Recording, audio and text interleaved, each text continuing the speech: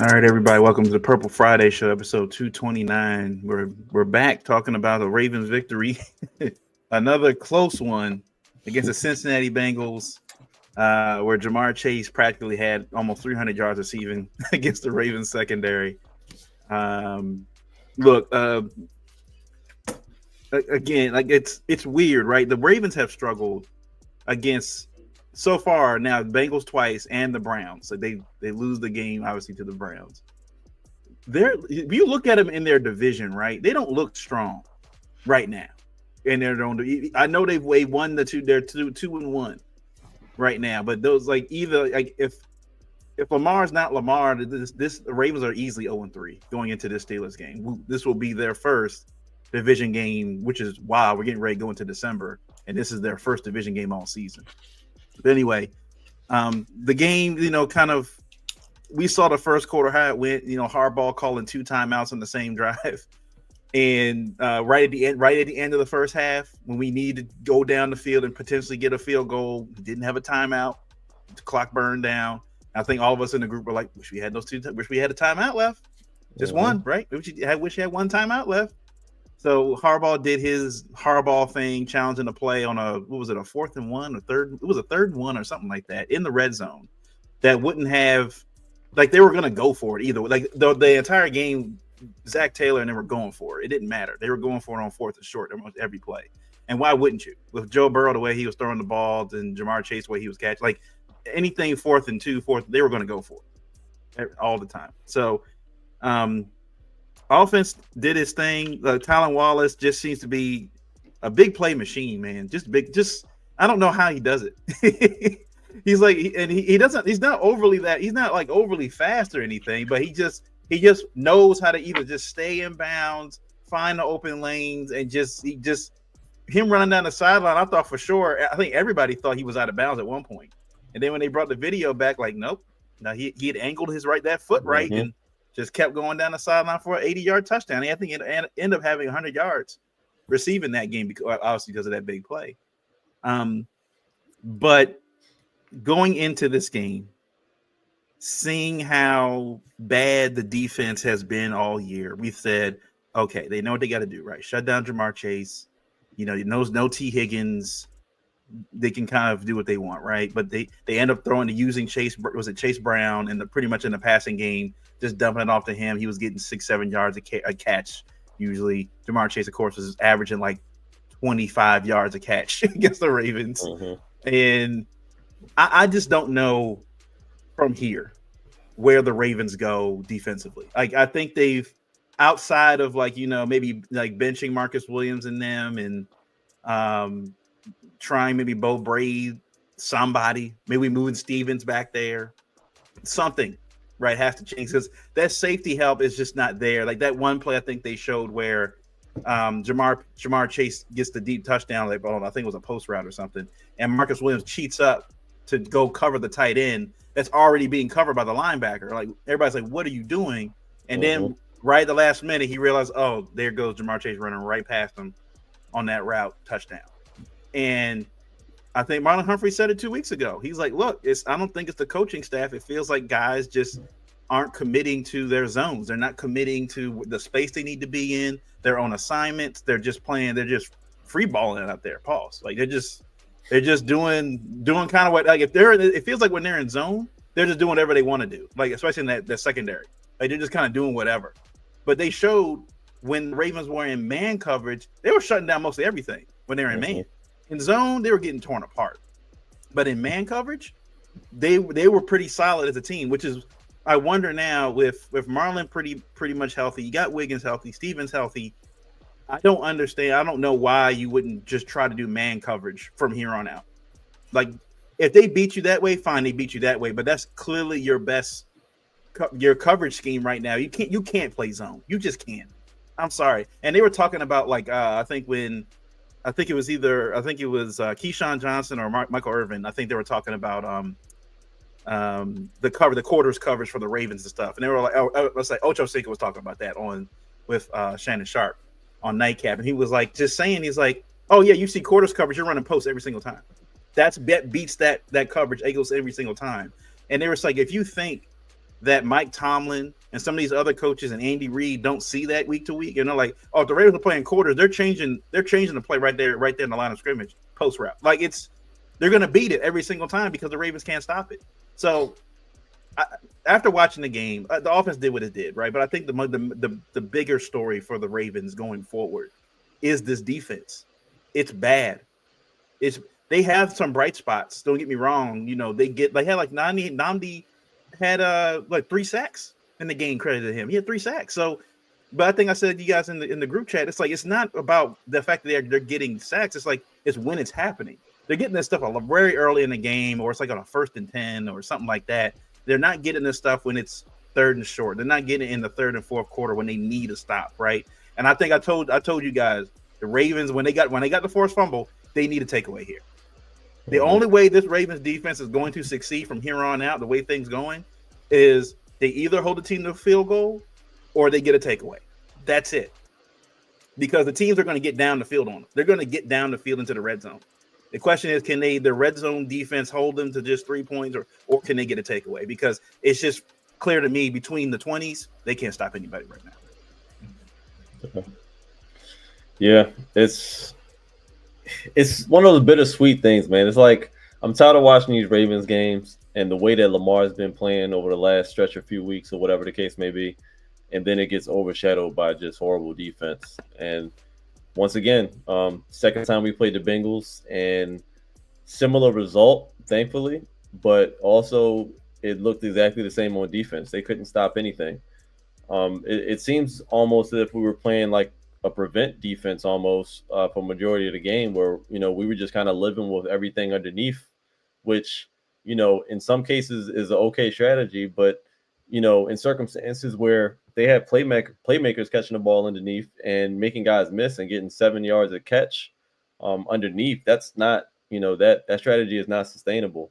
It worked out for us in the end, like you said, because, you know, we ended up forcing a crucial turnover with Marlon Humphrey with that strip on Chase Brown. But outside of that, man, I mean, our defense, you know, talk about bend but don't break. I mean, it was bend and break because they could not hold anything. And, you know, whether it's quarter coverage or, you know, cover 3 or whatever the case may be, the fact of the matter is that as a safety, your responsibility is usually deep in those coverages. And the fact that you're even cheating up when there's already help underneath is telling me that we're still experiencing the same communication issues, the same lack of coverage, you know, the same lack of understanding of the coverages that we've had over the last several weeks at this point. And Joe Burrow has just continued to exploit that in our defense and other teams as well. It isn't the first time we've seen it. At this point, you know, the trade deadline has come and gone.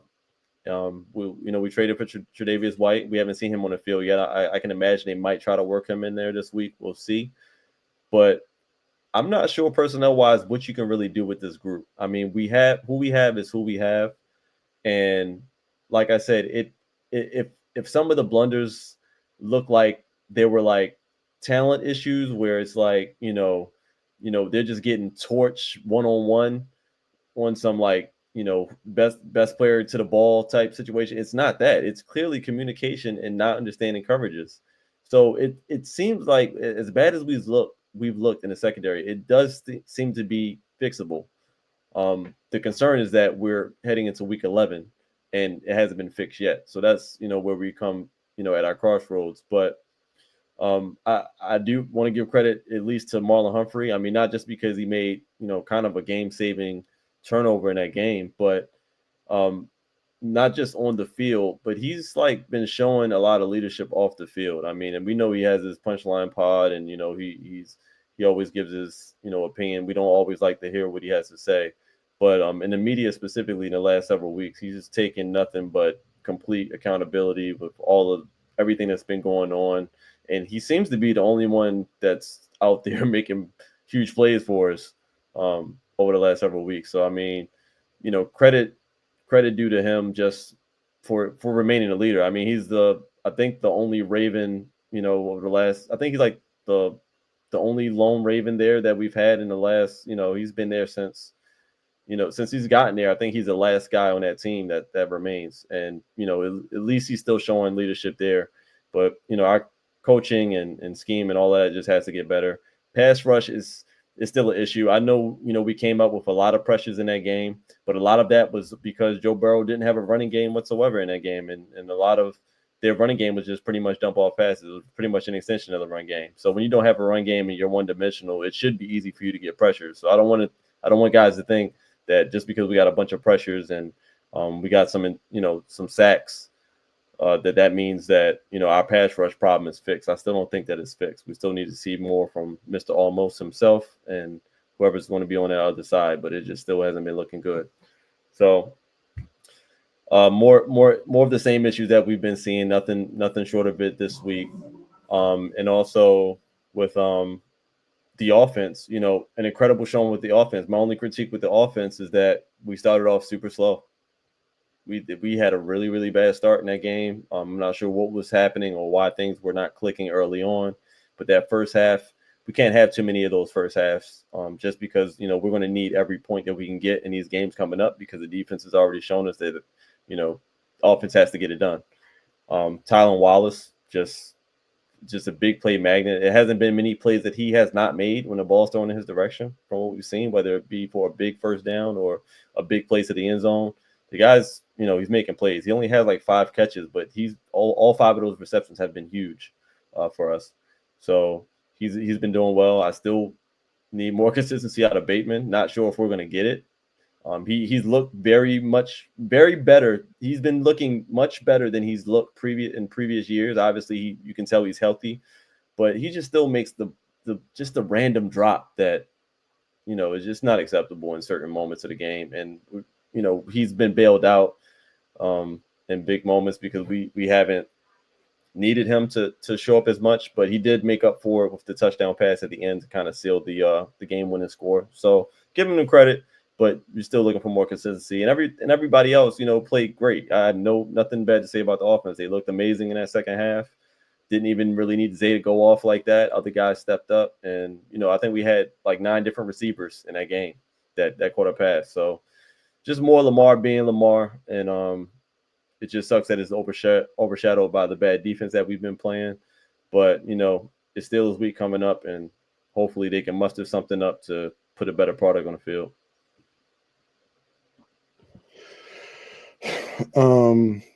Man, I'm trying to come into this week because I had a great time watching the game, and this week, it's been a trying week. So I decided to come in here, take a little gummy before we went live. So I'm gonna come in here with delusion.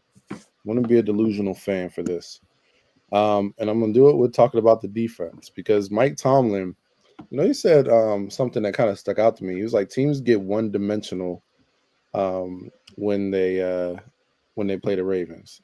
You know what I mean? They become super pass oriented. And I was like, man, that is true. How heavy is that? Well, we lead the league by at least 30 pass attempts. And we're the most, I guess, the team that teams pass against the most. And it's not really that close. But we're not like in the lead of like yards per completion or attempt. So it gave me hope. And then I started looking back at this game, not even looking back at the tape. I was looking back at the game. I'm like, okay, if you take away those 2 stupid big plays to Ja'Marr Chase, Burrow has under 200 yards passing, probably, if my math is right. No, I'm sorry, under 300 yards passing with on 54 pass attempts. Which I think I would take that any day of the week, like maybe high 200s, 154 pass attempts, because what it's showing me is that like this team is passing a lot, but we're just bending. Pause. But but the thing that takes me out of that delusion and hope for this defense is that we did give up those 2 plays, and those 2 plays make the difference in the game. If we don't give those big chunk plays to Ja'Marr Chase, this isn't a game. The way that offense is playing, this is not a game. And big plays make the difference between a playoff team and a contender. A contender and a Super Bowl champion. It comes down to big plays. And this team just can't get out of their way in that defensive secondary to make the correct plays.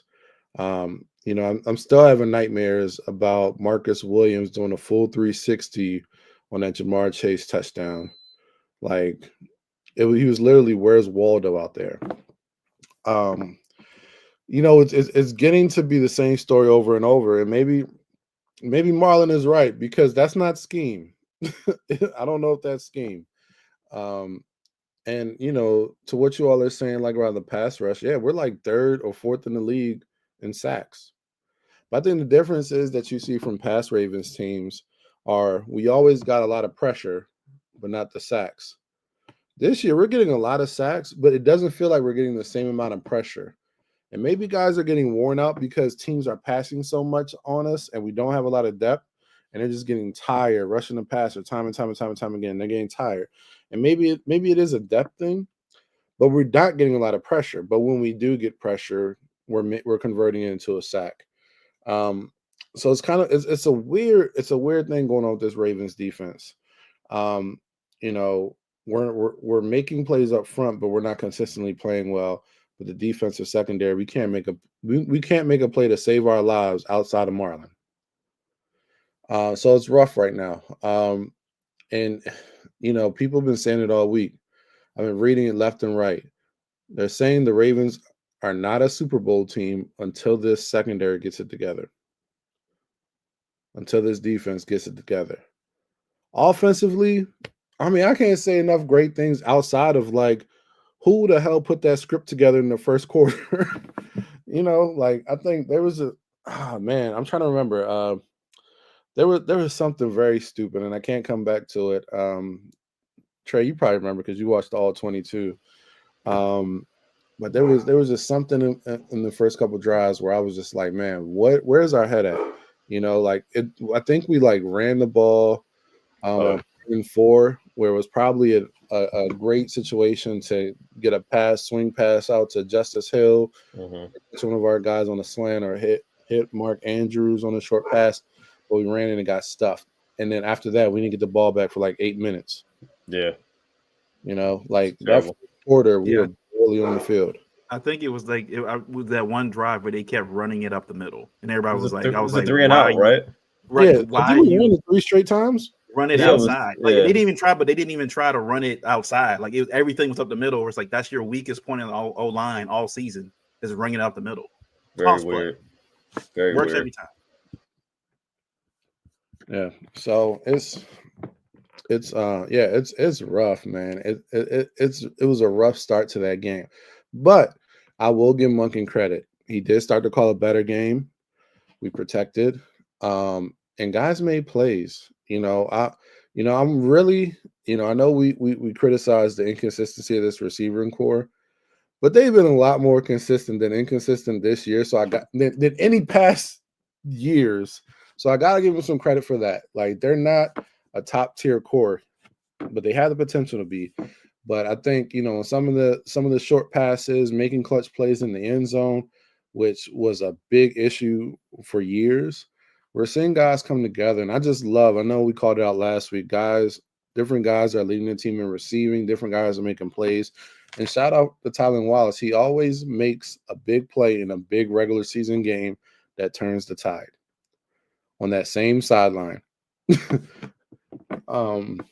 So big shout out to him. Like he played a good game, and I hate to say it, but Deontay Johnson is on the outside looking in. I know they're trying to ramp him up, but Tyler may have taken that personally. Two sides to some story, right? Everybody cryptic tweet that he put out or some Instagram post. Yeah, and I don't think that's much about nothing. If anything, it's probably more about Carolina. But Tyler may have taken that trade personal because he turned up on that play and he made a couple other good catches. But yeah, I think considering like we were missing Isaiah Likely, which was a big concern for me, especially blocking, we still did our thing. I mean, we didn't hit 100 yards rushing, but I think the game plan called for us to really throw the ball, especially with the little time we did have on offense. We had to really work urgently. So Offensively, great game. Did Harbaugh screw us? I'm trying to remember. Yeah, timeouts first half. Was it the first half timeouts? Yeah, Yeah, first Okay, half okay, because yeah, it was, yeah. it was Oh, on the yeah, yeah, same yeah, drive, yeah. and when we needed to get a field goal, and we And didn't have any timeouts. Yep. If we Yeah. had one, we probably would have gotten field goal range. Yeah, we came up short. We wasted. There's a timeout on that challenge that really didn't matter. The 2-yard, Yeah. 2-yard play where Yeah, it didn't matter. And then There was a 12 men on the defense. field. It was 12 men on the field on defense, and Harbaugh had to call another timeout. So that wasn't on him. That was on Zach Orr. That was on Zach. Yeah. So I guess we'll put this on the coaching staff, man. We just got to tighten up. Like we these players are too good to let this coaching staff hold them back. I said at the beginning of the season Harbaugh, but I think I got to say it for the whole coaching staff. Like we're only going to get as far as this coaching staff limits us. So they really got to step up their game. But otherwise, I'm happy to come out with the victory. This was one of those games that could swing either way. But we came out on top. MV3. Yeah, I was also going to say, like, I was upset that they took that Brandon Stevens interception away from him because there have been several games this year where I've seen the same kind of play where the guy, like, the same foot taps twice, and they call that a catch. And that's exactly what happened with Stevens. It was like his right foot tapped. It tapped again, but it slid out of bounds, but it already tapped inside the end zone. So I was like, and everybody was tweeting like it was the same thing. Like we've seen the shin or same foot, right? Same foot and shin touch. They call it a touchdown or a pick. So I'm like, I feel like they stole one from him. I feel like they stole one from Brandon Stevens on that one. And he made a good play on the ball, finally made a great play on the ball, and they took it away from him. But yeah, it's again going into it's just as we get ready for versus Ravens Steelers week and just getting to this game, it just feels like I don't know. Corey said in the chat, he says Roquan's been lacking leadership this year, unfollowing people and not doing media as often as he used to, because he would be like in the camera after even a loss and talking about what we need to do this, or even after a win, we won the game, but we still got to do this and do that. And he's just kind of been ghost a little bit. I don't know if I'm not sure if the defense may have been as much as the line. It felt like Zach Orr is liked by the coaching staff and John Harbaugh. I'm not sure that everything is copacetic necessarily with the defense. Like it feels like some people are saying it's the coaching staff and other people are saying it's the players. And I'm pretty sure somewhere in the middle there, it's a little bit of both. There's a little bit of both where guys are just frustrated. Like I'm pretty sure they're out there every week and Lamar's on the sideline. They keep getting to Lamar and Derrick Henry just like shaking their heads like, the hell is going on? Like out here. Like I know, like, look, Roquan and them and Marlon especially hold themselves to a higher standard, and they had Ray Lewis in the building. I think Ray Lewis was there also at the game. So, you were hoping the defense was going to step it up, but I don't think we've ever I can't say ever because they did show a clip of the 2021 Ravens defense and they were like, it was just as bad. It wasn't that long ago, but the 2021 Ravens, like, it was just as bad. It was just as bad. Like you guys said, though, the question is with the coaching staff that's currently in there right now. You brought in Dean Pease. You thought that, after a few weeks, okay, maybe they can work some things out, get some schemes down, and nothing. I would have been fine if from when they brought Pease into now that we at least saw some gradual things get better. It hasn't. They can't get pressure with 4. They can't even get pressure with blitzing anymore. Like Like if they're not doing corner blitzes, they're not blitzing at all. They can't blitz up the middle. Roquan's not getting through. Tavius Robinson's not getting, like, there's nobody. Trenton Simpson's not getting, like, they're getting stopped at the line of scrimmage. Like they overload on one side, doesn't matter. They can't get through. And I think, but Marlon said that a few weeks ago, guys aren't winning their one-on-ones. And he said when one guy starts going rogue or one guy not doing their job, it throws everything off in the entire defense. So I wouldn't be surprised if what Marlon said maybe ruffles some feathers a little bit with some of the guys on defense. It is what it is. We see it week in and week out. The fans are seeing, like Trey, like you said it in the chat, like, oh, this man, you got a touchdown, and like, man, but this defense got to get on the field again. Right. And it's like you don't want to think that way, where it's like you just now, like I said, I think the Ravens offense now has to play a little bit in their mind, has to play a little defense. Like at the end of each half, they have to look at, like, all right, where we are in the score and what's the time left. Like, can we take this thing all the way down? Can we take this down to the point where our defense, even if they do give up something, it's not going to kill us, to end this game? And I feel like that's what they got to think about now going forward. It's like, look, until you see some improvement on the defensive side, the Ravens they're going to have to go strike early in games, strike very early in games, and then have to just kind of play keep away each half. Like, that's just kind of going to have to do it going forward. Yeah. It's sad, but here we are in 2024 saying that the worst thing on the Ravens team is the defense. It's crazy. Weird times we're living in. Weird times we're living in. Yeah. You gotta score every drive, man. Yeah, it's like everybody's like, they gotta get on the field again. and look, I would have to, I had to say, like, I'm pretty sure they probably feel like internally in their own heads, like they're just psyched out, right? They've been bad every week. The best week they had, I think, was that Bills game when they stopped Josh Allen.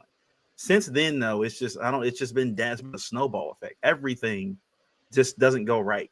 Now, when they got the takeaway, when they got the fumble recovery, they did get livened up a little bit. They finally they got like a stop here and there in the second half. But it's like it literally takes an act of God now for this defense to get on the right track, it feels like.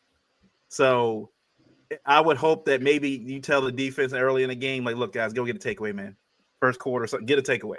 Get amped up. It feels like it takes too much for this team to get amped, this side of the ball to get amped up to play. The offense is already ready to go. You can clearly tell. Offense is ready to go each week.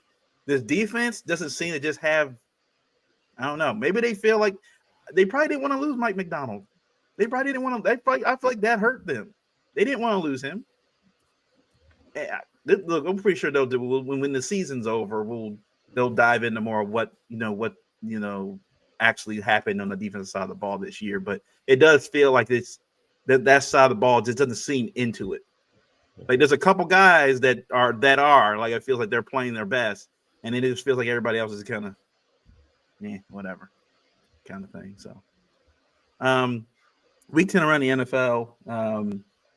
I'll say this: I think they showed like the stats and stuff for the Ravens being like number one offense or whatever it is, in a league that seems where I don't know if it's just me, but it feels like the yards this year are down. Like, there's a lot of games around where you're seeing these yards are like 250, 240, 1 touchdown, 2 touchdowns. And Lamar's out here throwing 3 or 4 touchdowns a game. Like, Lamar is right now like throwing 280, 300 yards a game, it feels like. And you got guys like Pat Mahomes, Jared Goff, Justin Herbert, who usually are the gunslingers, not even breaking 300, not even breaking 280 some games. Like, it does feel like teams are leaning more into their running game, into their defense now than they have in the past. Because I felt like in the years past, I feel like every week there was a guy throwing 400 yards, 4 touchdowns. Now you're just like, it's not happening as often. It's happening, but not as often, as frequent as it used to. Yeah.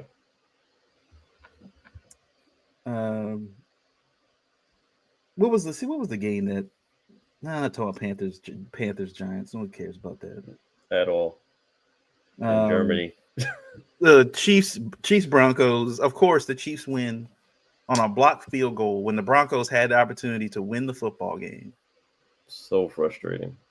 And they're playing the Bills this coming week. And based on but they have the list out now of like probability of beating the Chiefs. This might be the last time this regular season that somebody's able to beat the Chiefs. Is the Bills game coming up Sunday? If they get past the Bills, there's a very good chance that they go undefeated in the regular season. Wow. And having probably one of the most mid offenses probably in their history. They just lost their kicker, though. I mean, there's hope. Oh, Harrison Butker's out? I think he's done for the year. I think that's what I just read. I didn't know that. Was he done after this last game, or he was done before that? Let's see. They're placing him on injury reserve, so he's out at least in the next 4 games. These 4 weeks. Oh, well. That means Pat Mahomes is going to have to throw the ball now, right? That's another thing they got to talk about. I'm tired of this mess where everybody's like, well, Pat Mahomes stood number 1 quarterback because he's, 9-0. I'm like, have you seen him play? Like, it's literally the special teams and defense that's winning these games for him. You saw Mahomes how happy he was when they blocked the field goal. Yeah. He thought they were going to lose. I stole another one. Super excited because he's like, he knows he hasn't done enough this year to win games for this team. He knows that. But yet, They're still like, nah, I still gotta go with Mahomes, man. Still gotta go with Mahomes. I'm like, what's this gonna take? What is this gonna take? I mean, yeah, when NFL picks its guy, right? That's their guy. So they're gonna rock with them. So the Chiefs win that game. They go 9-0. Steelers beat the Commanders in a really good game, 28-27. George Pickens out here picking fights with the wrong people. Remember, you saw that it was a pick, right? It was a pick. Russell Wilson throws it in the air. George Pickens tackles the player behind him instead of going after the guy that has the ball. Yo, that was wild. I like George Pickens' play, but something's off about that man.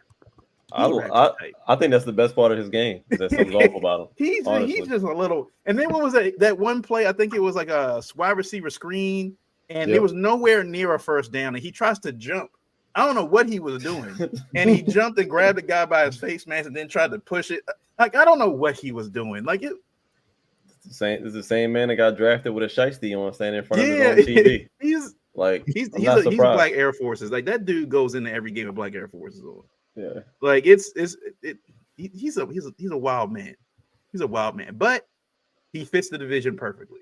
Like you think about those old school like Hines Ward and all the rest of those guys. Like I know it looks weird now, but I think he would have fit perfectly in those like 2000s Steelers offenses, perfectly.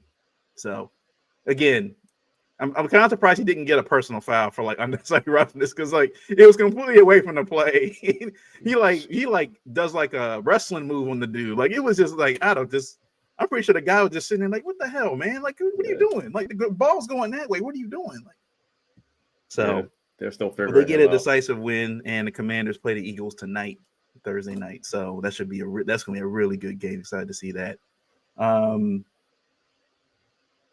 What else happened? Was anything worth what? Well, the Jets get blown out 31-6. Think it's done. I think it's done now in New York. Like, I think that it's sad to see because Devontae went this whole campaign going over there, showed up on the Pat McAfee show and in Aaron Rodgers' house. I don't know, they probably do bunk beds or something, in Aaron's room. I don't know what they're doing. But it just feels like because he's going to be gone into the season, and so is Aaron. And then the Jets are going to be right back to square one, trying to find a head coach, trying to find a quarterback. They waste another year of Garrett Wilson, waste another year of Sauce Gardner.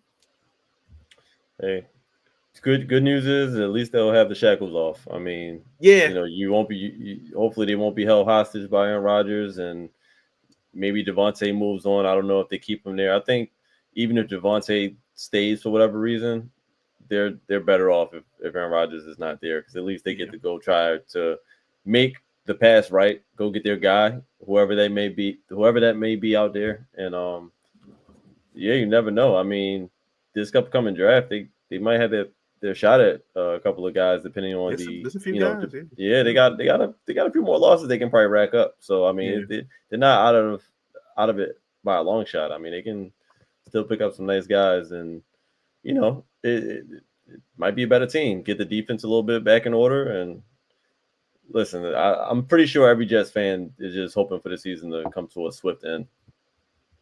Which is wild because after week 2, I remember watching the shows and stuff, and even like Mike Greeny, whatever, and ESPN was wearing the Aaron Rodgers jersey after they won their first game, and like we back up.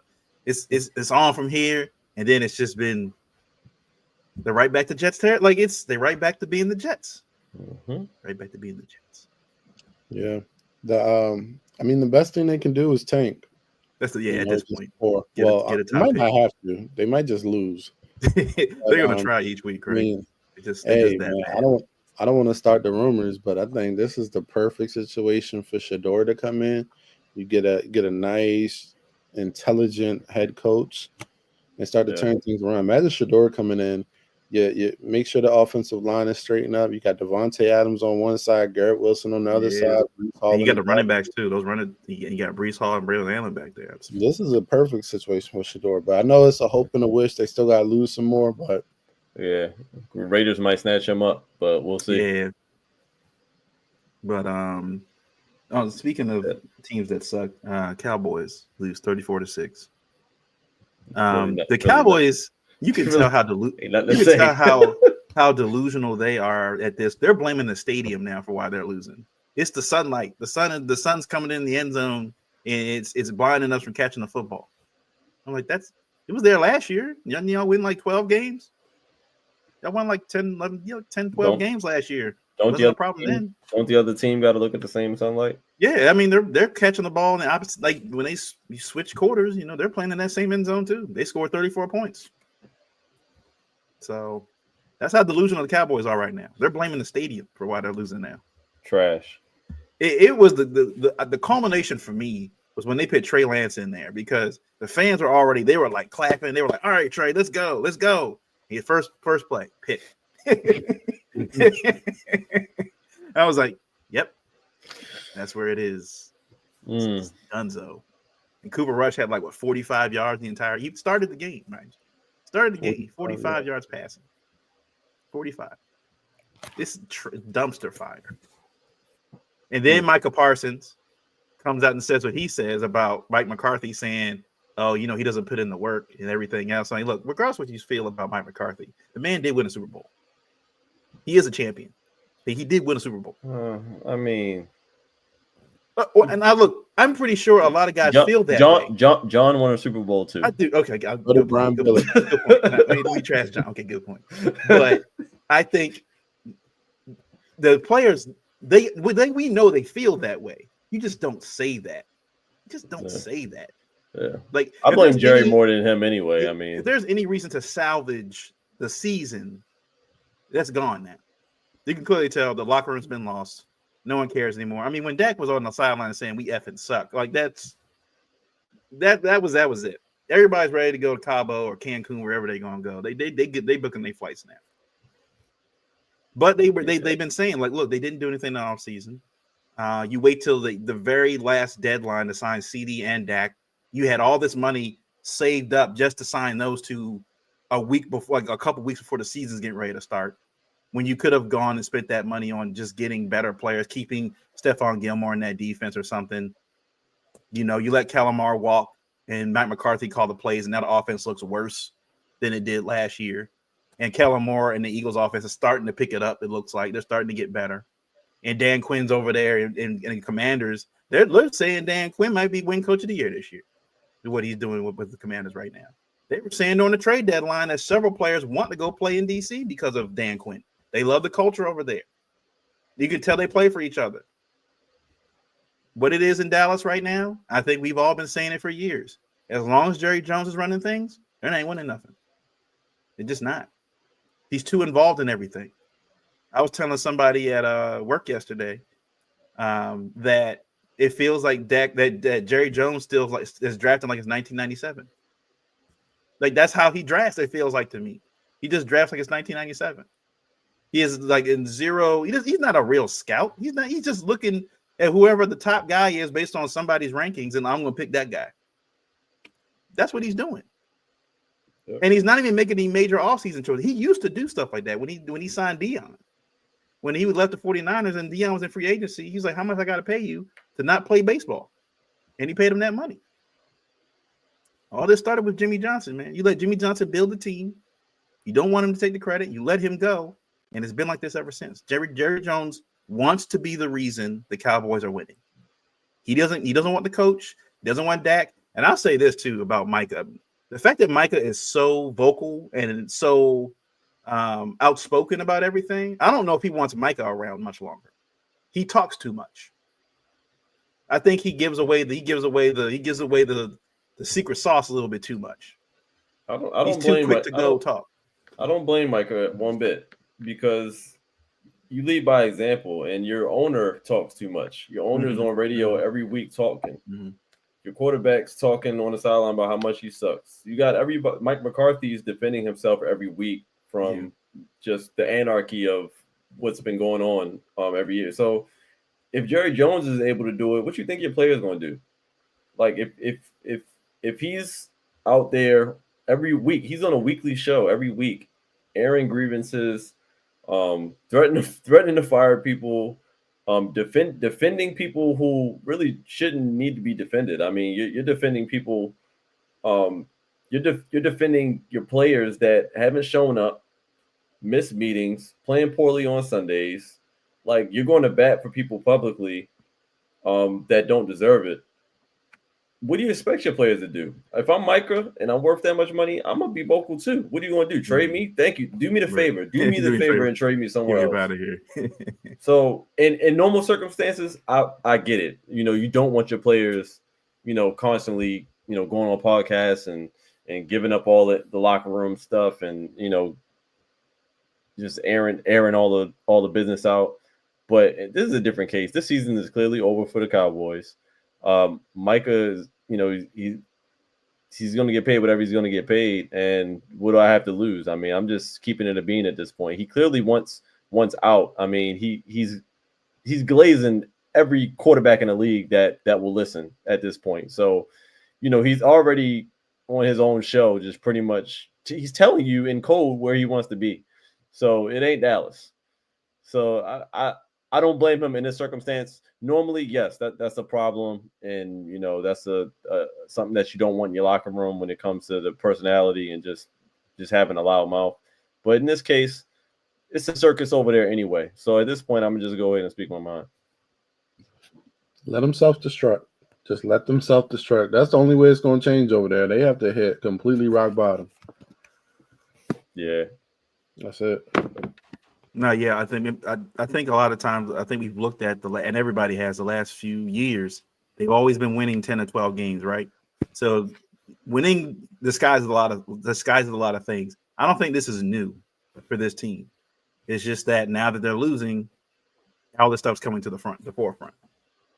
So I don't know if blowing it up is going to help for them. Like they've got a lot of money wrapped up in Dak and CD Lamb going forward. So it's going to be really hard to just even sign top guys even next year. And with the way they've been drafting now the last couple of years, and the O-line that they have, right? They say we're talking about Kemper, the guard or tackle that's been there for a long time. He's going to be a Hall of Famer probably. They said he's going to probably either retire into this year or next year. And all that whole O-line has been good for the last decade is now either aged out or moved on to another team. So it was bound to happen. You know, it was bound to happen. But I just don't know, with Jerry, again, still being involved in everything, if they're going to be able to bounce back next season and have a solid draft and all this other stuff. I think that window has passed. And it may be one of those where they're gonna be bad for a little while. And you see the Commanders getting better. You see the Eagles being better. Giants still suck, but you know, it's a 2-team division right now. But on to our bells and pookies this week. And I'm going to give my bell to, even though it's not the NFL, I'm going to give it to the Colorado Buffaloes, man. They're 7-2. Quietly. Like, they haven't really been talking about them this year as much because of, you know, what happened last year. But they're on track to make a bowl game. And they keep playing the way they're playing. They might make it into the playoff. Not saying they will. They got to play the Utah Utes this weekend. Tough team. But Dion we said this was week 2 or week 3, that defense was a little lost. They were too small, all this other stuff. But they've been able to fix some things. They've been able to fix some things, and they're winning football. So I'm tired of everybody saying, I think a lot of people have been wishing for Dion's downfall. But I think Dion has just been proving now through in and out now. He's a good head coach. Not only is he a solid recruiter, but he's a good head coach. Like it looked like, you know, they were winning these games that this defense was going to implode. It was going to fall apart and all this other stuff. They weren't college football ready. They didn't have the guys to go win these kind of games. They're winning them now. They got the confidence up. So I'm going to give my bell to the Colorado Buffaloes. Also going to give it to the Arizona Cardinals. Another team that's quietly just playing well. They're putting up 30 points a game. Kyler Murray, even though Call of Duty did come out, doesn't appear to be playing online games as much. He's focused on football right now. They're playing well. So I'll give the Cardinals that as well. And the Lions, I'll give them a bell as well, just because your quarterback throws 5 picks in the football game, you still win. That's a well-coached team right there. The quarterback throws 5 interceptions and you still win the football game. I think Corey said in the chat that Jared Goff has a weird stat of being, was it 4-0 or 6-0 when throwing 4 more picks? which is wild. It's super crazy. Yeah. So yes, That those are my that says a lot too by your quarter yeah. about what's actually going on over there. But Yeah. we'll So leave that. those are my bells. That's my bells this week. Bells. I got like I got a couple. I got like three. Already spoke on Marlon. That defense over there has been horrible. But like I said, I'm just giving him a bell just for one, making a game-saving play. And Chase Brown, a turnover when we needed it the most. We've been playing bad all the way up until this point. But time in, week out, when we've needed a turnover, Marlon's been there. I mean, he's been pretty much the only guy on that team that has been been able to get that stop, get that play that we need. So he's going to get the bell this week just for making that big play on Chase Brown, stripping the ball and us recovering the fumble, and also being accountable in the media, and just pretty much putting everything on him, even though he didn't have to do that because all those issues are not on him. We know who they fall on.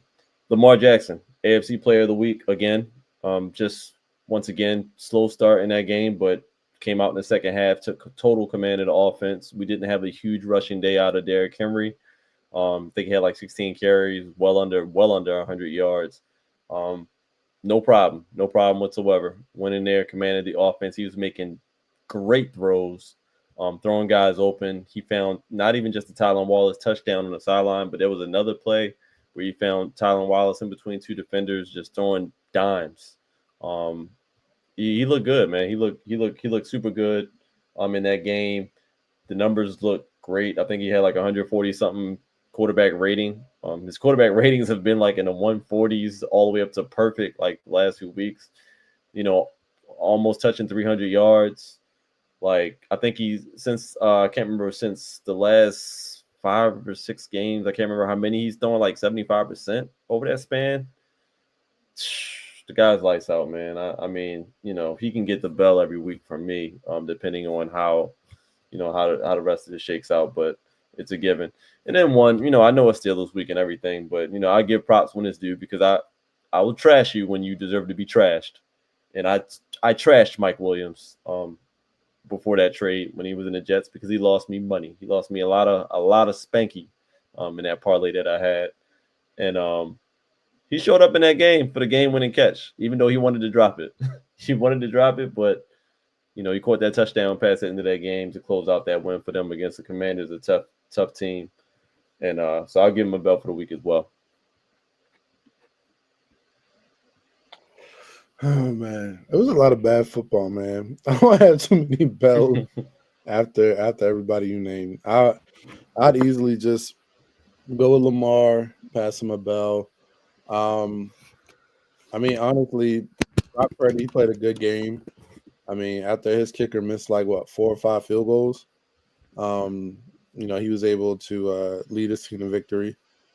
But overall, it wasn't a lot of great football. So I have more Pookies than bells.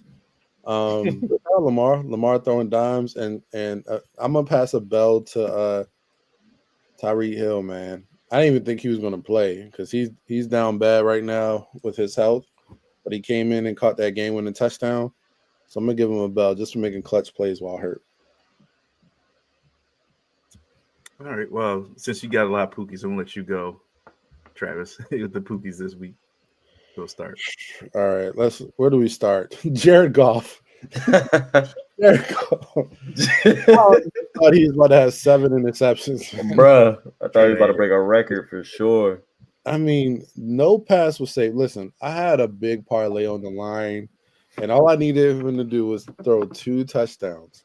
And this man was throwing pick after pick. Luckily, he ended up throwing a second touchdown, but pick after pick.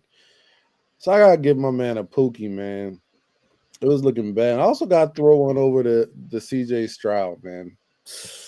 The height was so high.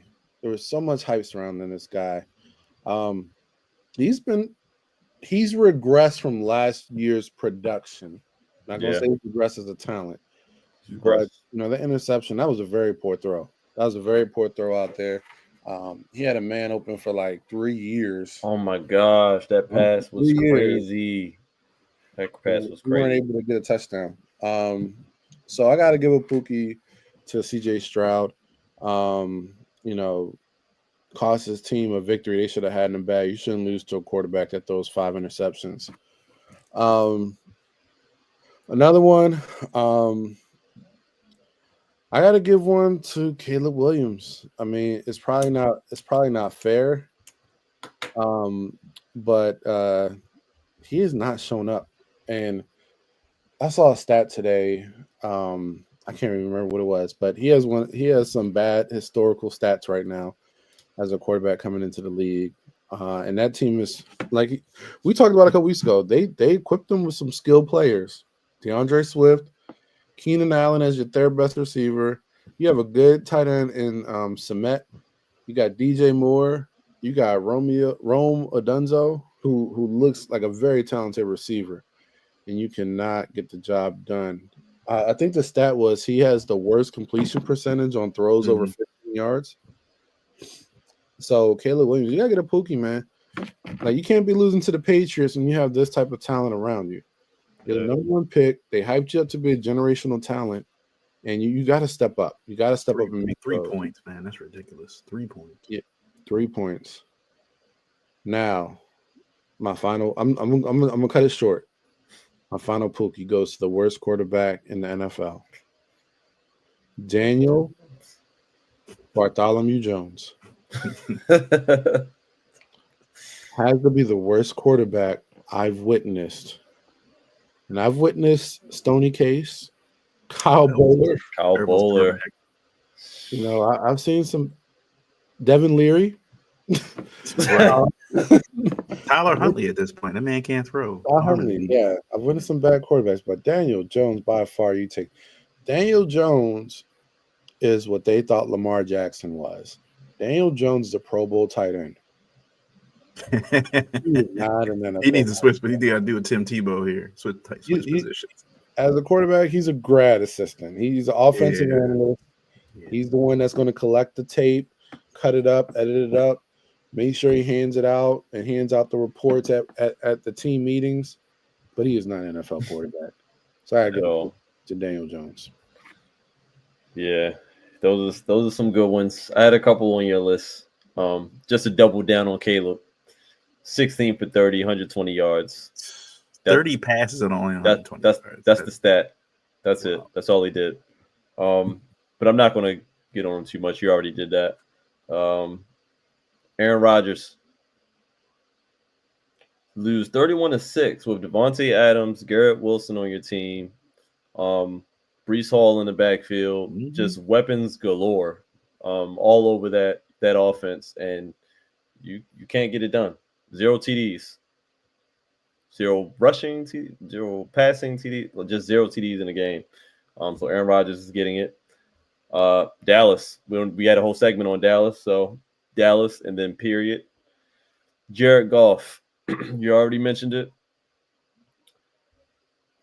You just can't do that, and he's done that multiple times. It's not his first game of 4+ interceptions. He keeps doing it. And the Texans are, that's very shameful. They got outcoached. And the fact that you let them come back on you and win that game when their quarterback threw 5 interceptions, I just don't know how many times that's happened in the league, but that's ridiculous. And I'm giving one to Deebo Samuel too, because he mushed Jake Moody in the neck or whatever on the sideline when he missed those field goals. And the last time I checked, Deebo Samuels is not putting in that much work on the football field. His numbers have not been great. So for you to be the one to go over there and put your hands on a grown man because he missed field goals at work, I just don't think that he deserved that. And especially in the NFL, I can see if this was like college or something where it's like we all just emotional teenagers or young adults, but we in the league. We in the league at this point. We getting a paycheck just like you do, and for you to go on the sideline and mush another NFL athlete because you don't like the result he's putting on the field. I mean, show me what you did to help the team win. I mean, in this game, I mean, you didn't look super great over the last few weeks, so he gets my last Pookie. I was just pulling up Debo stats for this game just to see. He had 5 catches for 62 yards, no touchdowns. So He's on pace to have less receiving yards than Bateman. that's Yeah. wild. That's wild. And he did that But- with Christian McCaffrey on the field. So it's not even like, Yeah. this is what your old, No excuse anymore. Yeah, like, come on, No man. excuse. And I think I said to you guys in the chat, like when he did that, I'm like, oh no, like okay, I won't get you in like during the game, but after the game, like when you sit down at your locker room, when you sit there chewing on your phone, chokehold. Same energy. Like Yeah, for real. don't put your hand. You don't put your hand like on my neck like that. Like nah, man. Like if he pushed him in the shoulder pad or something, like that's one thing. But you went after like you went to no, you touch skin. Like nah, that ain't cool. Yeah.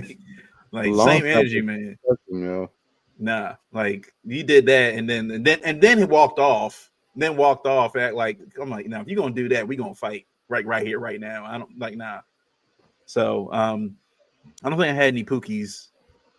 You guys pretty much said them all. I'll just say since I just to say one, John Harbaugh. He finds a way to Pookie. Just finds a way. He's been okay the last. He's been fine the last few weeks, but look, he can't help himself. He just can't. And I saw him on the sideline after that was a 3rd and 1, whatever, that looked like a catch or whatever, and he had the flag in his hand. I was like, he's gonna throw that thing. He's gonna throw it. Sure enough, threw it. I'm like, it wasn't even going to be 4th down. I think it was like 2nd down or something. It wasn't for a first down. Like it didn't make a difference. Yeah, and it was a short. The thing was, it was within 5 yards. Like it was in 5 yards of the end zone. So I'm like, it really didn't matter, like where the spot was. Like even if he got it or not, it didn't matter. He actually said in the press conference trying to explain himself. He's like, yeah, it would have been very different the way we played our defense had that been a catch. I'm like, so you still had to at that point in the game, like again, the Bengals were playing in an away game in Baltimore, or we're going to go for it regardless. They were going to go for it. Like they showed that all game. I don't know. It just you realize after a certain amount of time that you expect, like, maybe they're going to get it. Maybe they'll make some adjustments and things like that. After a while, Harbaugh is who he is. He doesn't know game management. He just doesn't. It's not his thing. He has no concept of the flow of the game. Now, I will say, like you said, the guy said about Todd Monken, it does feel like out of everybody in the coaching staff, we haven't had this for a while, he does seem to make in-game adjustments.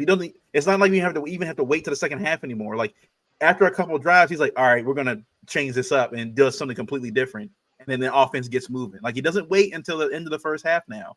So I will say this is a delayed Pookie if the Ravens let Todd Monken walk. Because if they let him go after letting Mike McDonald go at this point, I'm not excited about the future. Todd Monken is going to probably get some interviews this offseason with how this offense is performing. But Scotty going to start getting some Pookies if you don't let John Harbaugh walk. Man, look at this. Well, you let Mike McDonald go. If it comes down to Monken and Harbaugh, you better give Monken the job. And I love T. Martin, but he never called plays in his life. Nope. Yeah. Nope. So, all right, let's move on. Ravens Steelers week. Ravens Steelers preview. Obviously, look, I got the background. Ed Reed and Hines Ward going at it. It does again. It feels like that. The last few years, the Ravens have lost 0-7 with Lamar Jackson at the helm. They haven't. I'm not 0-7, but they've lost 7 straight games to the Steelers. Close games. I don't think any of them have really been blowouts. But again, it just feels like the Ravens. Tomlin has Harbaugh's number, right? He can't just seem to beat him. And with the defense the Ravens have going into this game, especially the secondary, and the way Russell Wilson throws the football. He doesn't do a lot of intermediate stuff. Everything is just the play breaks down, and he just throws it deep. Pickens is down there somewhere. Mike Williams, who Trey's favorite wide receivers out there, down there catching. Caught a touchdown last week. So but that's his game, and I feel like against this Ravens secondary, that's dangerous. Any quarterback that is good throwing the ball accurately deep down the field is going to give this Ravens secondary problems. The only thing I think that would benefit them is if, because of the way Russell does play, he will hold the ball because he's waiting for guys to get downfield, and that will give guys time to get pressure. That does help provide at least some semblance of hope for this defense to get get him antsy or whatever like that to get him to throw the ball early or throw it to the wrong spot and things like that. And he's been playing pretty good the last few weeks. And I think he hasn't really been tested, to be honest with you, by a lot of teams lately.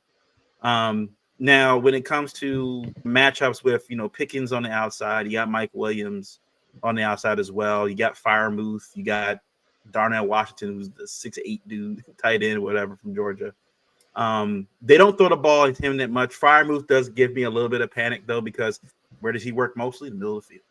He works mostly middle of the field. And even before this defense, Freiermuth has been giving us problems for the last few years since he's been here, since he's been in Pittsburgh.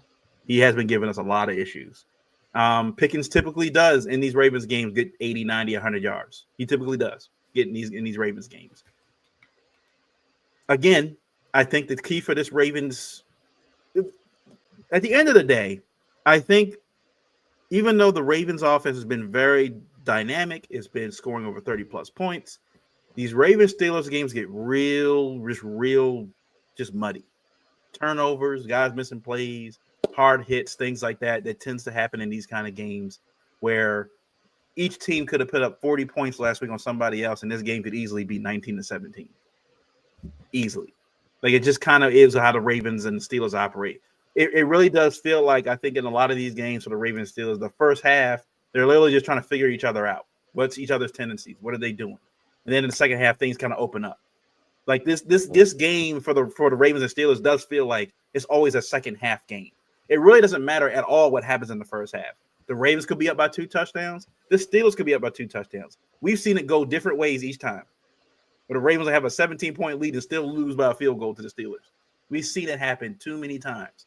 And I think the key for this game, like it is going to be for the rest of the season for this defense, is can the Ravens defense get the takeaway when they need one? Can they get the takeaway when they need one?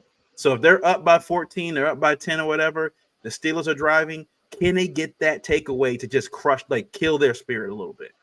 Take the momentum away. Run the football, take time off this clock. That's going to be key for this game. Can Tucker make his field goals? He missed an extra point this week. Can Tucker make his field goals? They're going to have to play perfect football against the Steelers. Now, again, I'm not so much worried about the Steelers' offense. It's their defense I'm worried about. As good as the Ravens' offense has been, TJ Watt, again, is a one-man wrecking crew. Now, the only thing that is helping the Ravens' offense, I think, this week is Alex Highsmith is out for a considerable amount of time. He's been a great buffer for TJ Watt because you have to account for Highsmith. He does get a lot of pressure and a lot of sacks. He's a great tandem 1-2 punch with him and Watt. With him out of the game, Preston Smith, who's their new guy, is going to be taking majority of the snaps, but he only has he's had 2 or 3 sacks, I think, all season. He's not really going to really replace the production that Highsmith has. So it at least allows Stanley on that side to kind of hold his own. I think Stanley will be fine holding his own on that side. But then it allows Kolar, likely whoever's on that side, to kind of chip TJ Watt, just double him all game. That's what the Ravens offense is going to have to do, like from the get-go. Double him all game, and we're going to have to run our offense around that scheme. We don't want to let TJ Watt as a free runner playing against Rosengarten, a rookie, and Rosengarten, or whoever's going to be playing right tackle this week. Like, that's not that matchup you want. So they're going to need to double team Watt, I think, every single play they can. Kind of like what the Commanders did. The Commanders did that last week. They double team Watt for most of the game, and they got within a point of beating the Steelers. They were real close.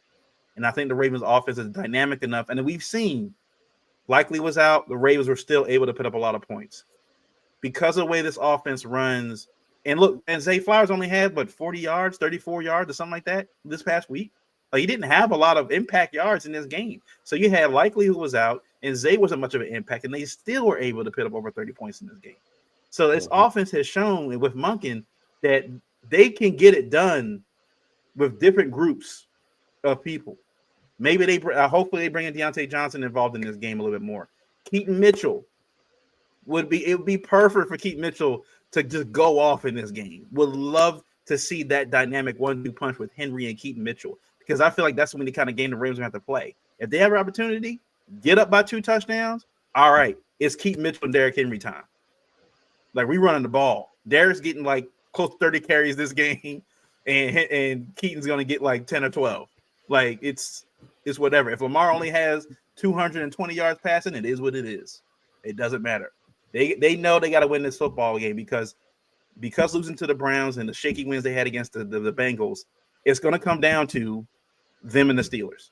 Getting a win in Pittsburgh would be huge for the Ravens going forward. And if this defense can, I'm not saying this defense has got to even be top 10 in this game. If they can just be 15-14 around that, they can just be average. With the way this offense is playing, they can do work. Yeah. Yeah, it's gonna be a good game. I think division rivalry with this, another Steelers game coming up. It's hard to believe that Lamar has only played the Steelers like a handful of times. I think he's only played them like 3 or 4 times, if that. And I think he's gonna come ready. I don't think much is gonna change offensively for us. However, I do want us to run the ball a little bit more in this game. I think, like I said, Henry himself only had like 16 carries. We ran it a little bit more than that, but I want this to be a Henry-dominated game. Statistically, Henry has not dominated the Steelers, in his career. I think his few games that he's had, they've all been under 100 yards against the Steelers. So I'm not sure what it is about the Steelers team, but Henry hasn't shown up too much against them in recent times. But, this is the perfect opportunity for him to dominate. I mean, Steelers have a really, really good defense. So this, kind of just like, we said the same thing about Denver. Denver had a top 3 defense, and we made quick work of Denver. But this Steelers game, we already know what's at stake. We're playing for number 1 in the division. We got a lot of ex-Ravens on that Steelers team. We got Deshaun Elliott, Patrick Queen. They're gonna try to play a Super Bowl in this game. I mean, Patrick Queen, he's been in the media all week. He's still butthurt that we didn't pick up his 5th-year option or whatever the contract situation was. He's still butthurt we didn't want him back.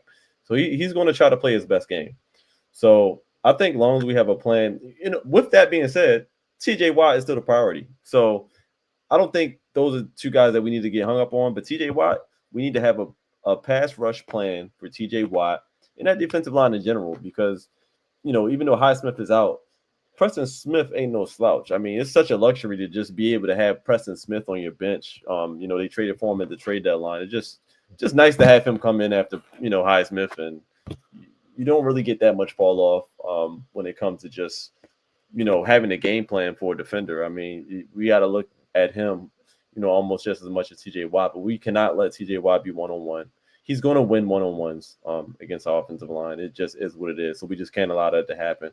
Likely did practice today, so hopefully he's back to assist with the blocking and everything. Blocking has to be on point. Simple as that. We got to run the rock, and hopefully blocking will be on point. I do agree with you, Miles. I think this will be the perfect opportunity to get Keaton Mitchell going. He had a little ramp-up game last week. He looked okay. It seems like they're incorporating him a lot more on special teams and kick return to try to get him back in the groove. But, this is Steelers week. I think it'll be a perfect opportunity for those toss sweeps for Henry and for Keaton. I think because if we block it well, a toss sweep for Keaton, he's going to the house. Like, he's not getting caught if we block it the way we need to block it. But also, our receivers still need to remain to be, still need to be, consistent, catching the ball like they've been doing. It's just one of those games where these Ravens games are getting hard to predict just because we have so many weapons that are executing at a high level this year, and we're putting up so many points. I think, what I've been preaching every week has always been consistency, and that's been on really both sides of the ball. I don't think that changes this week. I think we just have to be a consistent offense. But this week going into it, knowing that in the back of our minds, our defense ain't that great. So like you mentioned earlier, we kind of need to play a little bit of keep away, not meaning we should turn down opportunities when they present themselves, because we still got to do what we got to do and put points on the board. But, putting our defense on the field the least times as, possible should be, that should be a part of their priority list as well. Defensively,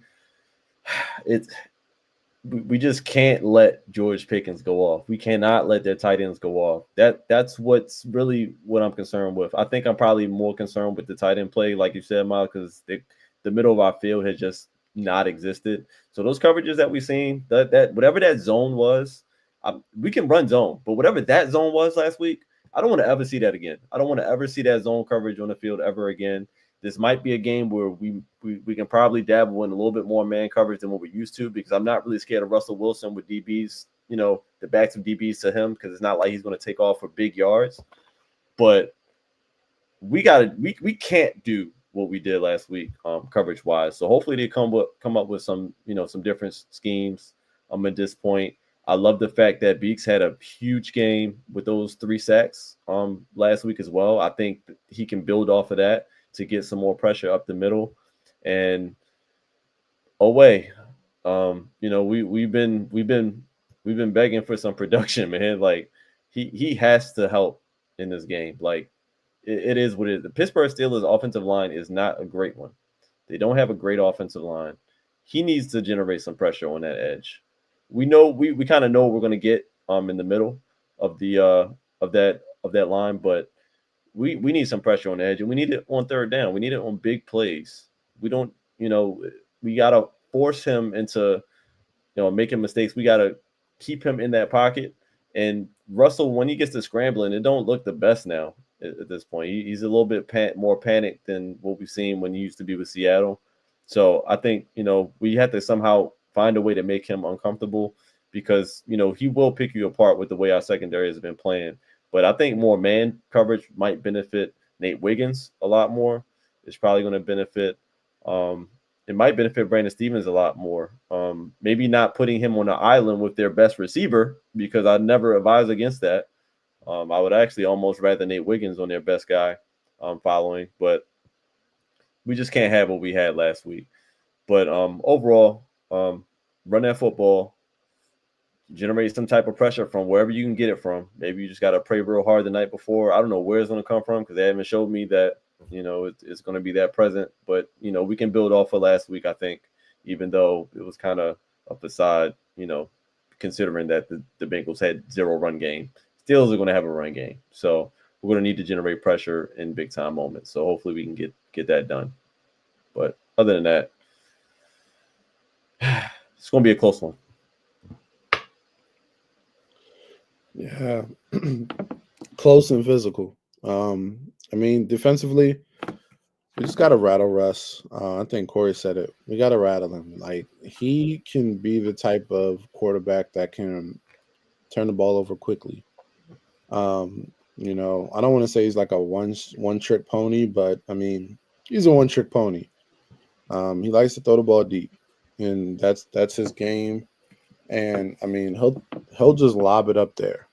So there's opportunity for plays to be made throughout this game with Russ. With that being said, you shouldn't sleep on Russ, because he can throw that thing deep. Pause.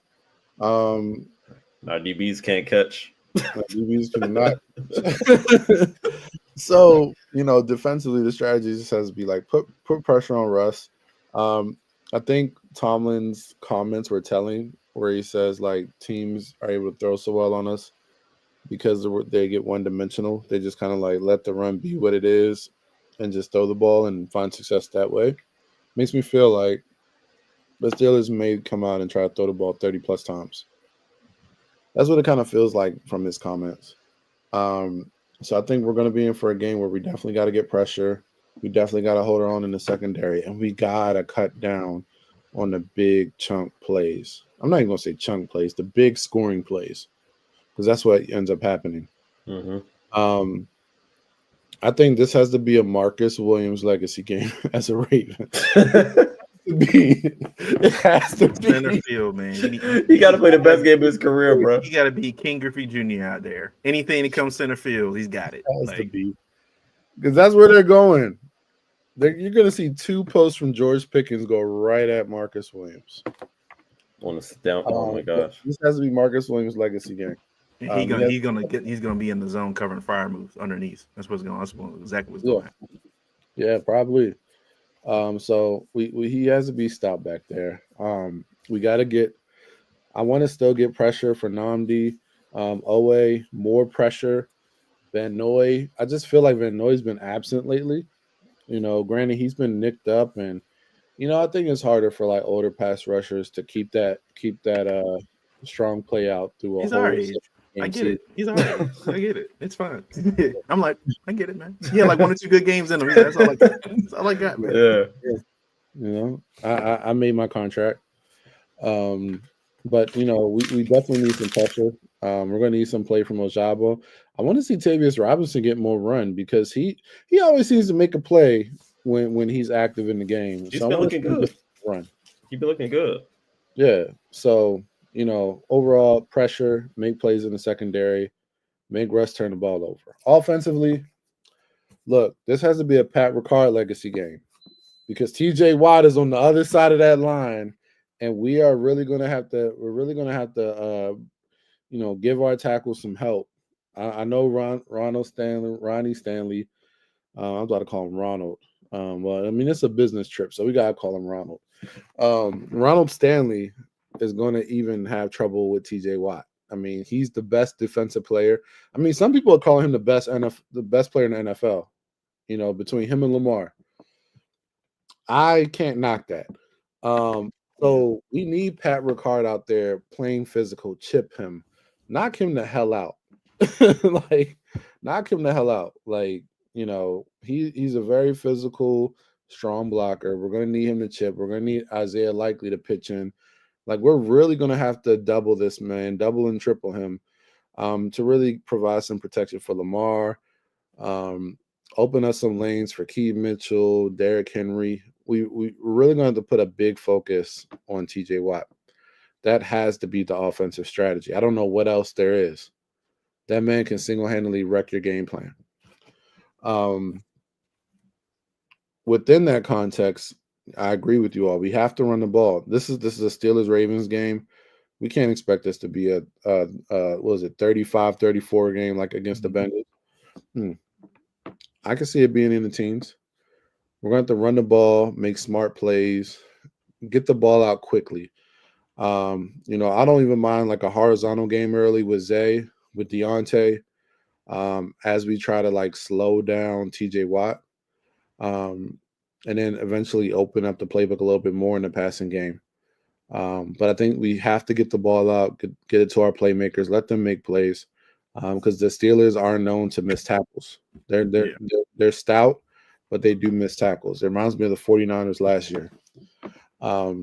We say Queen especially. Queen is one of the worst open field tacklers in the NFL. Absolutely. Absolutely. I mean, I think that's somebody we can pick on.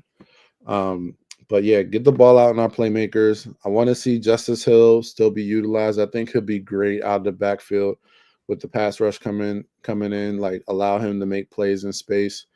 And then let Derrick Henry, let Keith Mitchell finish the game. I expect us to run the ball 40 times this game. Yeah. 40 times. I think that's what's going to lead us to victory. I mean, I don't mind Lamar having a 14 for 17 game, 160 yards, efficient game, no turnovers. But we run the ball 40 times and control the clock. I think that's what we have to do. We have to wear down this team. TJ Watt may be the best or second best NFL player, but that man is not going to be able to hold up for a whole game if you keep hitting him in the mouth. You have to. That's the only way. Double, triple team. Wear him down until he has nothing left to give. If we hold on to that ball, if we have 70-something plays, I think we're in a place where we can be successful. So. No, I was just about to say, like, this game has to be physical. I think from the jump, both sides of the ball, like even if it results in like defense getting like a personal foul, unnecessary roughness, whatever. I need to see the Ravens because I don't think we've seen it all year. This is going to be that kind of game where the Ravens are going to have to get in their grill early. Like, let them know. Don't let the Steelers dictate the attitude of this game. The Ravens need to be out there like talking trash, whatever. Like, this is going to be that kind of game where, like you said, Pat Ricard. I would love to see Pat Ricard on there, like sneak out on the flat or something, catch the ball, and just running somebody over like a couple times during this game. Like, this is going to be that kind of game where Pickens and Wiggins, like they always say, Wiggins likes to, you know, he uses his hands a little bit too much when it comes to guarding a wide receiver, but Pickens does the same thing. They like to do a lot of hand fighting.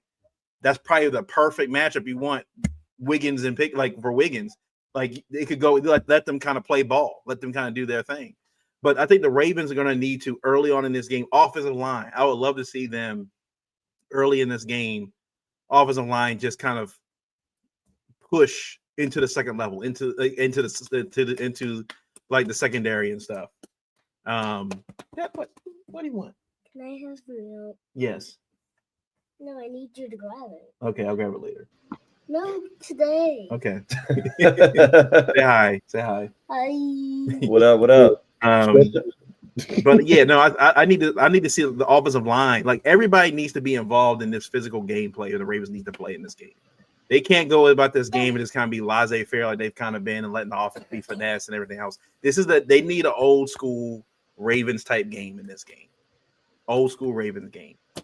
Go in there. They need to be the initiators of this. They need to go out there pulling face masks, getting the guys grill like what the Chiefs did to us at AFC Championship game.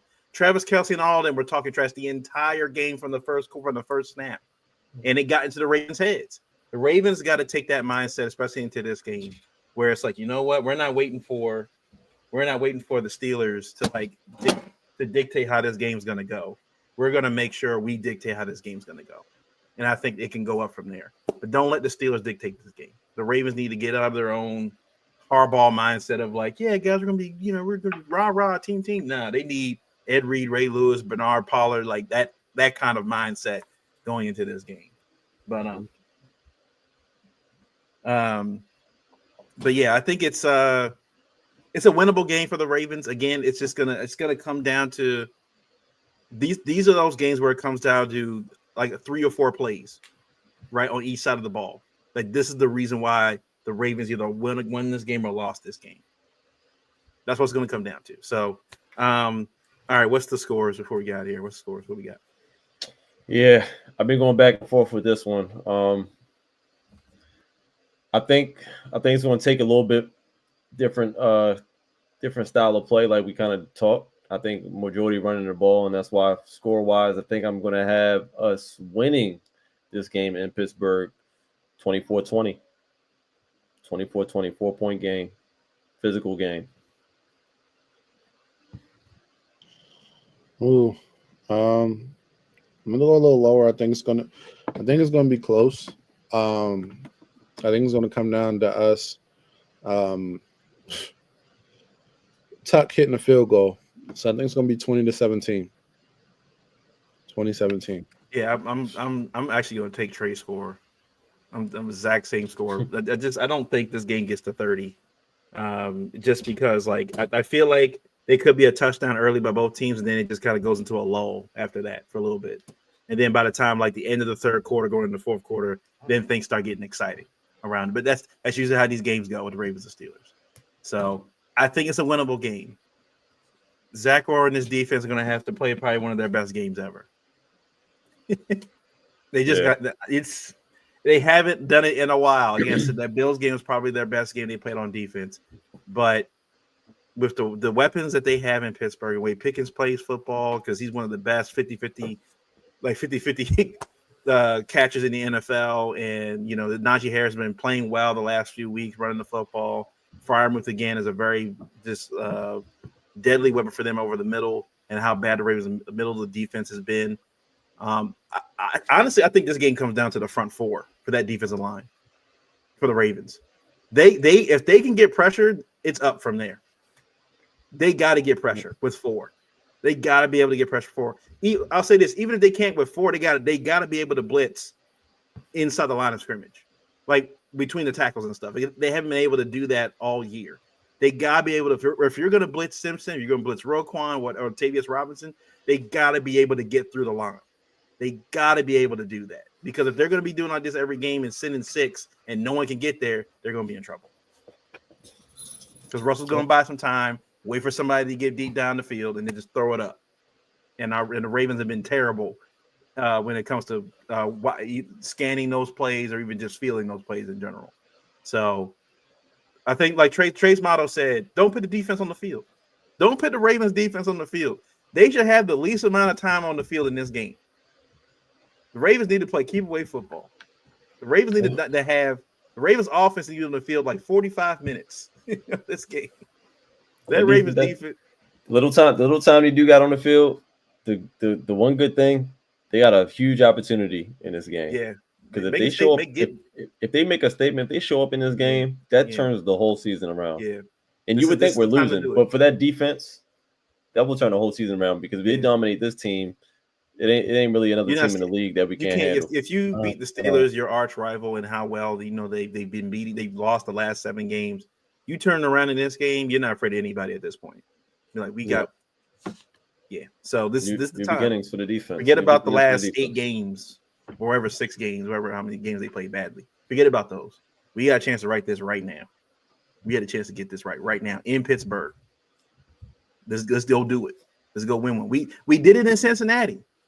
We did it in Cincinnati in a hostile environment. We did it there. We can go do it in Pittsburgh. 1 o'clock game. Now, typically, I think I forgot the record or the stat, whatever, but I think the Ravens actually do better against the Steelers when they play these 1 o'clock games. They actually have a better record against Steelers when they play these early games against Pittsburgh. Yeah, but Lamar think- usually does well at night too. Yeah, well, Lamar's been doing Lamar well. It didn't usually- matter what time Lamar plays now. At this point, Yeah. Lamar's is playing. Yeah, that's When Lamar threw that 3-point pass to Rashad Bateman, he just went and just floated that and held the 3 up. I was like, Lamar just having fun now.